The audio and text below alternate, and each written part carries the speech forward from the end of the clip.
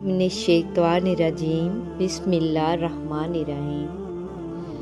अस्सलाम वालेकुम मेरे प्यारे इस्लामी बहन भाइयों, आज की इस वीडियो में मैं आपको बताऊंगी हज़रत सालेह अलैहिस्सलाम और ऊँटनी का वाक़या। ये वो ज़माना था जब अरब कौम समूद का डंका बजता था। ये लोग ज़्यादातर खेती बाड़ी करते थे। अल्लाह ताला ने इनकी ज़मीन को बड़ी ज़रखेज़ी अता की थी। मिट्टी में बड़ी ताकत थी, फसल खूब होती, पानी भी बहुत था। लोगों ने कुएं खोदे हुए थे। दरअसल ये अपने वक़्त के बेहतरीन इंजीनियर थे। इनके महलात, किले और मकान इनके हुनर का मुंह बोलता सबूत थे। मैदानों में बड़े बड़े महल उस ज़माने में बनाए जाते थे, लेकिन कौम समूद का हैरान कुन हुनर पहाड़ तराशना था। ये लोग किसी मुनासिब पहाड़ का इंतखाब करते, फिर उसे तराशते, जहाँ तक कि पहाड़ में मकान बना डालते।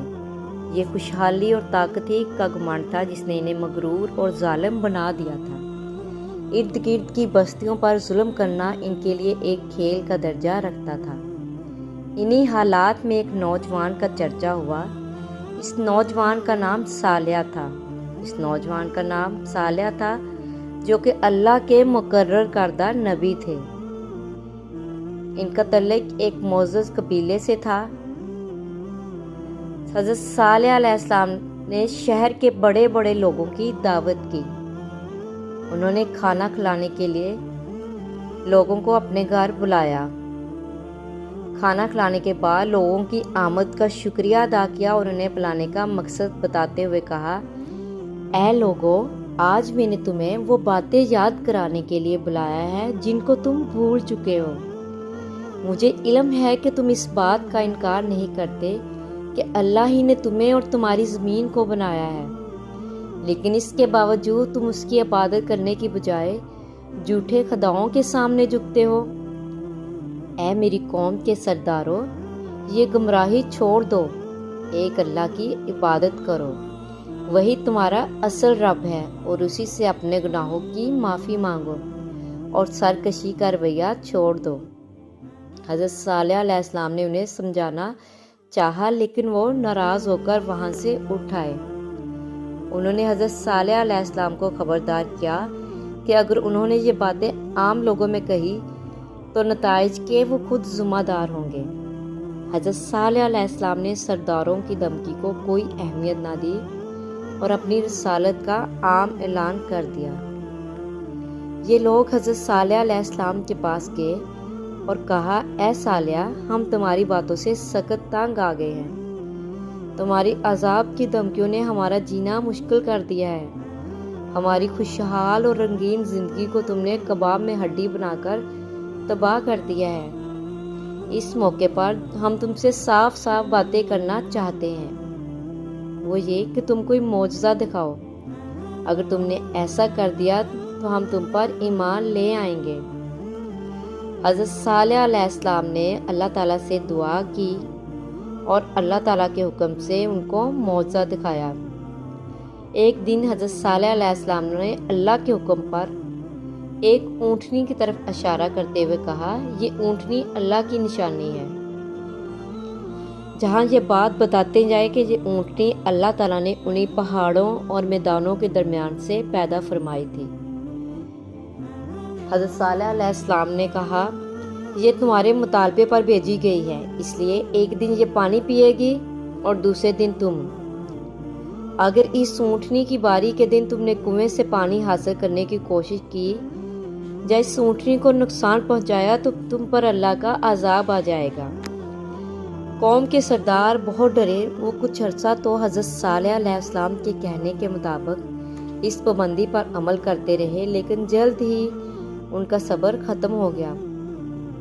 उन्हें अपनी इन पाबंदियों पर अमल करना बहुत मुश्किल लगता।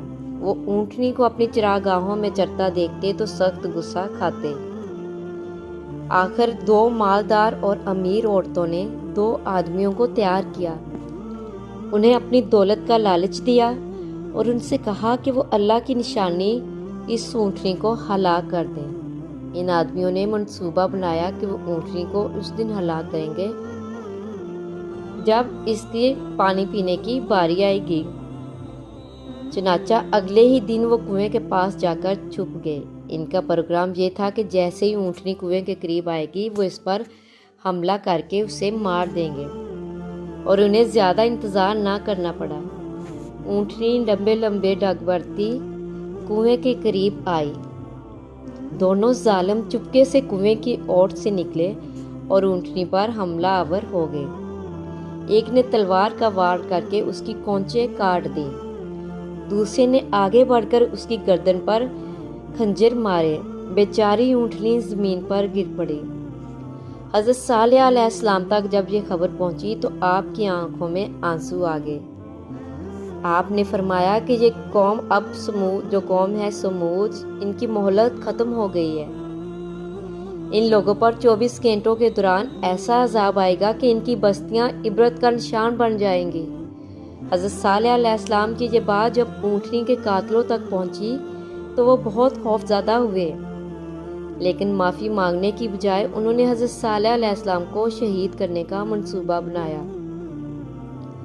9 قبیلے اکٹھے ہو گئے اور ہر قبیلے سے ایک جنگجو منتخب کیا گیا، اور فیصلہ ہوا کہ رات کو حضرت صالح علیہ السلام کے گھر پر حملہ کر کے ان کا قصہ پاک کر دیا جائے گا۔ اللہ تعالیٰ کا قانون ہے کہ اس کے رسولوں کو ان کی قوم یوں شہید نہیں کر سکتی۔ اگر یہ قوم اس کوشش بھی کرتی ہے تو اس پر عذاب آ جاتا ہے۔ چنانچہ حضرت صالح علیہ السلام کو اللہ نے حکم دیا کہ وہ اپنے ماننے والوں کو ساتھ لے کر راتوں رات وہاں سے نکل جائیں۔ حضرت صالح علیہ السلام اللہ کے حکم سے وہاں سے نکل گئے۔ ان کے ساتھ ان کے ساتھی تھے جو ان پر ایمان لے آئے تھے۔ اسی رات وادی میں خوفناک طوفان آیا۔ بگولے کی شکل کے اس طوفان کی گرج انتہائی دہشت ناک تھی۔ اس نے اہل سمود کو تنکوں کی طرح بکھیر کر رکھ دیا۔ مضبوط محلوں اور قلعہ نما مکانوں میں رہنے والے یہ بدقسمت لوگ اب اللہ کی پکڑ میں تھے۔ صبح ہوئی تو ان کی بستی عبرت کا نمونہ بن چکی تھی، ایک بھی کافر زندہ نہ بچا۔ مکانات اور محلات کا تو ذکر ہی کیا، پہاڑ بھی یوں نظر آتے تھے جیسے کوئی روئی اڑ رہی ہو، جیسے ان کے آر پار گزری ہوا ان کے آر پار گزر رہی تھی۔ یہ پہاڑ نہ ہوئے کوئی کپڑا ہوا، ہوا نے آگ کی طرح ان کو جلا کر تباہ کر دیا تھا۔ حضرت صالح علیہ السلام پر ایمان لانے والے حضرت صالح کے ساتھ فلسطین کے علاقے رملہ کے قریب آ کر آباد ہو گئے اور باقی زندگی وہاں گزار دی۔